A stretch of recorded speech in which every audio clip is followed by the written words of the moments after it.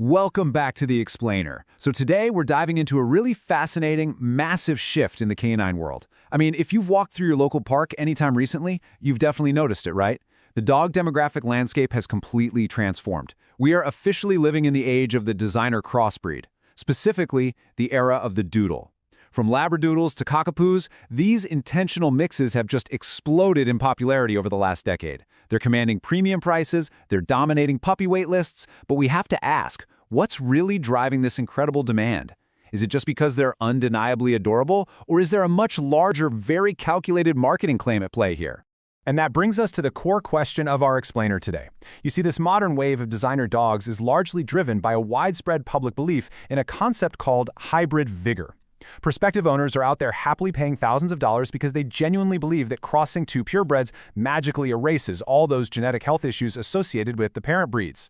They're looking for the ultimate holy grail of companions, cute, well-behaved, and most importantly, totally free from the heartbreaking and incredibly expensive health conditions that so often plague our traditional purebreds. But does the actual science back up this marketing? Okay, let's dive into this. Section 1. The designer dog craze. To really wrap our heads around the sheer power of this modern marketing hype, let's look at a slightly more niche, real-world case study. Check out the Airdoodle, as detailed in a popular breed guide by Paws and Pups. This is a very deliberate hybrid between a Poodle and an Airedale Terrier, and just look at how alluring this pitch is. You've got a highly specific, custom-sounding dog. The guide promises a really solid 10 to 15-year life expectancy. They even use this super-specific ranking system, scoring the Airdoodle a 1.5 out of 4, where a lower score means it's just incredibly easy to integrate into your busy family life. And because it's framed as this rare, highly desirable commodity, well, it comes with a premium price tag. You're looking at anywhere from $500 to $1,300, and honestly, sometimes way higher depending on availability. But here is the real kicker. This right here is a direct quote from that exact same breeder guide. This breed is considered to be a healthy and hardy dog and does not have any major health concerns. Guys, this is literally the Trojan horse of the designer dog industry. It's this highly marketable idea that simply because a dog is a designer crossbreed, it's inherently shielded from major health issues. It brilliantly presents the designer dog not just as a fun new pet, but as a medically upgraded, superior product. Which leads us to a bit of a historical reality check in Section 2. What is a purebred anyway? Before we put that specific health claim to the test, we need to pause for a quick narrative record scratch. Because if we actually look back at canine history, many of the most established, highly respected purebreds of today, they were actually created by intentional crossbreeding. They were yesterday's designer dogs. Take the Irish Wolfhound. It literally had to be outcrossed with Great Danes just to save the dying breed. Or the beloved Golden Retriever? That's actually the outcome of intentionally crossing flat-coated retrievers with Tweed Water Spaniels, and later throwing some red setters and bloodhounds into the mix. The Bull Mastiff was just a cross between Bulldogs and Old English Mastiffs. Honestly, the only real difference between a purebred Golden Retriever and a trendy Labradoodle is just the century in which they were invented. If we trace this timeline, we can clearly see that for over 150 years, crossbreeding was just the standard everyday tool used by breeders to create new types of dogs and improve overall health. You've got the Irish Wolfhounds in the early 20th century, the Golden Retriever getting officially recognized in 1913. But then, a massive shift happened. In 1971, the UK Kennel Club formally closed its pedigree stud books to outcrossing. That meant a purebred could suddenly only be bred with another purebred of the exact same breed. This severely restricted gene pools practically overnight. Then, in 1980, the game changed entirely again. A man named Wally Conran, working for the Royal Guide Dog Association down in Australia, intentionally bred a Labrador and a Poodle. He was doing this for a blind client whose husband had severe allergies.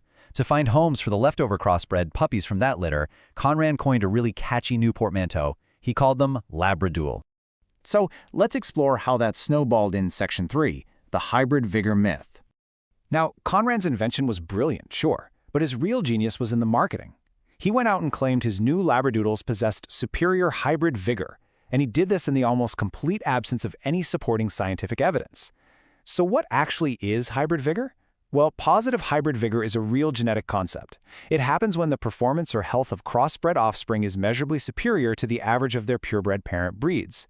Outcrossing is absolutely a valid, scientifically sound genetic tool. We know this for a fact.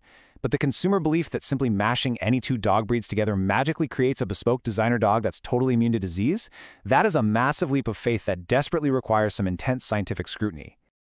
Let's finally look at that science in Section 4, the Doodle Health Dilemma. It is time to pivot from clever marketing to hard, cold science. Because for 4 decades, the designer dog industry has basically coasted on anecdotes and assumptions about health. Well, now we finally have rigorous data. Published recently in the prestigious journal PLOS One, a team from the Royal Veterinary College conducted a major cross-sectional survey. They decided to look specifically at the 3 absolute most popular designer poodle crosses in the UK: Cavapoos, Cockapoos, and Labradoodles. And crucially, they didn't just look at them in a vacuum, right? They compared their health records directly to their purebred progenitors, so the Cavalier King Charles Spaniel, the Cocker Spaniel, the Labrador Retriever, and the Poodle. To fully understand why this study is such a game changer, you have to consider the sheer scale of it. Valid responses were received for 9,402 dogs. I mean, that is an absolutely immense sample size. It gives this study incredible statistical weight and credibility. Furthermore, the researchers specifically restricted the data to dogs aged under 5 years old. Why? To completely eliminate the confounding effects of old age on health conditions. This is literally as robust and fair a comparison as you can possibly get. Now, what's really interesting about this breakdown is the ultimate punchline. The researchers compared the odds for the 57 most common health disorders across the 3 designer breeds against each of their progenitor breeds. That amounts to 342 highly specific health comparisons. And the result of all that data crunching? In nearly 87% of those comparisons, there was absolutely zero statistical difference in health odds. None. The designer dogs were slightly more likely to get a specific disorder 7% of the time, and slightly less likely only 6.4% of the time. That massive overarching magical advantage promised by hybrid vigor, it simply didn't appear in the data at all. Now, okay, that doesn't mean there is absolutely zero difference. It means the differences are a nuanced trade-off rather than some overall magical health shield.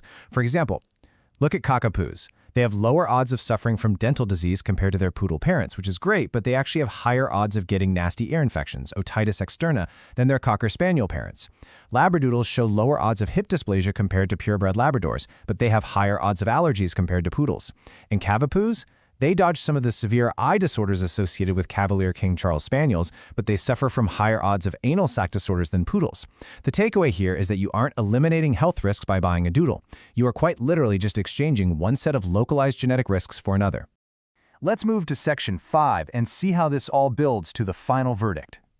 We really have to look at what this reality check means for the modern dog owner, the multi-million-dollar designer dog industry, and honestly, the welfare of the animals themselves. So the crucial point is this concept right here: overall health equivalence. The hard data definitively disproves the widespread marketing belief that designer dogs possess a magical health shield. If you're out there buying a doodle solely because someone told you it will never get sick, you are buying into a myth. But, and this is equally important, this massive study also completely disproves that old-school purebred bias. You know, that kind of snobby idea that crossbreeds are somehow inherently unhealthier or lesser than pedigree dogs. Statistically speaking, a doodle and a purebred are on essentially equal footing when it comes to their overall physical health in their first 5 years of life. Which leaves us with a really critical, provocative takeaway to ponder today. If the label on the dog, whether it proudly says purebred pedigree or designer doodle, doesn't actually guarantee a healthier animal, it changes absolutely everything about how we should acquire our pets. Shouldn't we stop being so blinded by marketing hype and trendy portmanteaus? When you look for your next companion, the evidence strongly urges you to look right past the breed name.